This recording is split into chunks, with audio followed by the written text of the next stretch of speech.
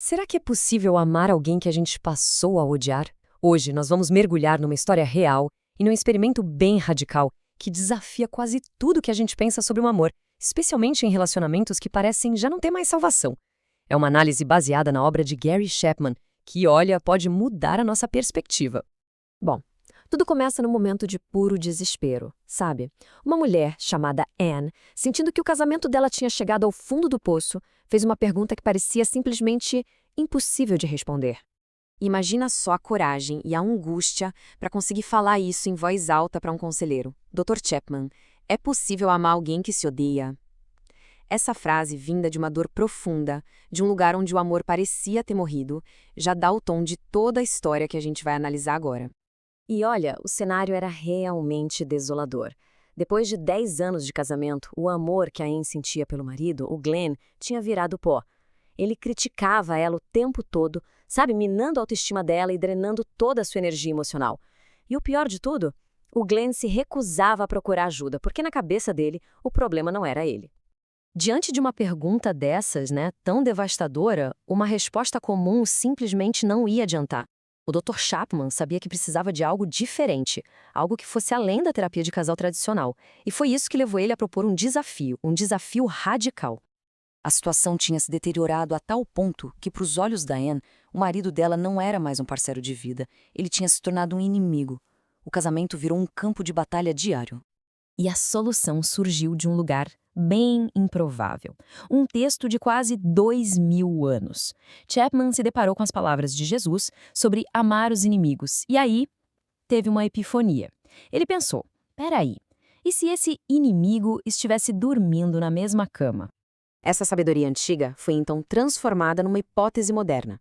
Se a necessidade emocional de amor de uma pessoa for atendida de forma consistente, a tendência é que ela retribua positivamente. A ideia é encher o que o Chapman chama de tanque de amor, que é a nossa reserva interna de afeto e segurança para começar uma reação em cadeia positiva. Tá, mas como é que se transforma essa hipótese em ação? A Anne, mesmo bastante cética, concordou em se comprometer com um experimento de 6 meses. Uma tentativa muito corajosa de aplicar esse princípio radical na própria vida dela. O primeiro passo foi agir com inteligência. Foi preciso investigar, quase como uma detetive, quais eram as linguagens do amor do Glenn. E as pistas, olha que curioso, estavam nas próprias queixas dele. Ele sempre reclamava que a Anne o criticava e não o apoiava. E ela lembrou que o humor dele melhorava muito quando eles tinham mais intimidade. Bingo, palavras de afirmação e toque físico. Mas aí a Anne levantou uma questão fundamental. Isso não seria hipocrisia? Agir com amor sem sentir absolutamente nada? E a resposta para isso está numa distinção crucial.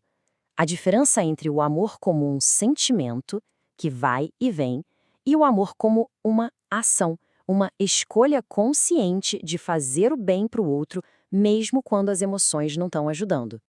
E com essa base, o plano de ação foi traçado. Primeiro, ela ia dizer para o Glenn que queria ser uma esposa melhor e perguntar o que ele sugeria. Segundo, por um mês, ela focaria totalmente nas linguagens de amor dele.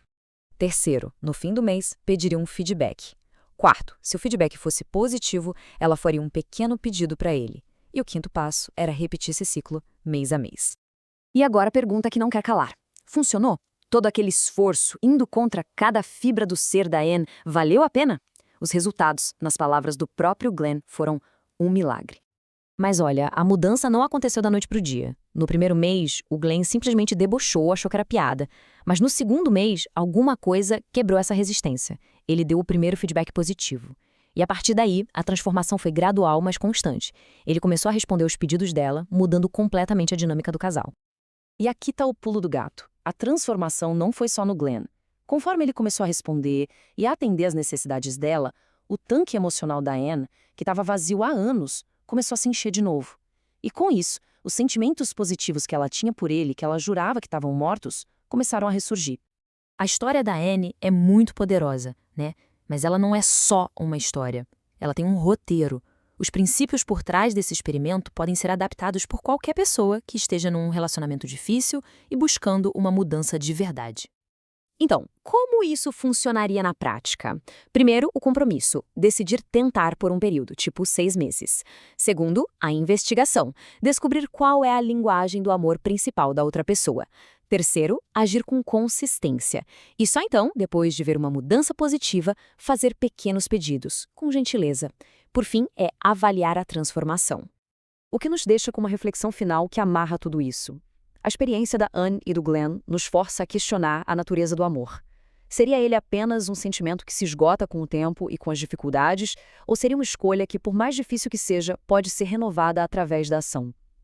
A resposta, como eles descobriram, pode mudar tudo.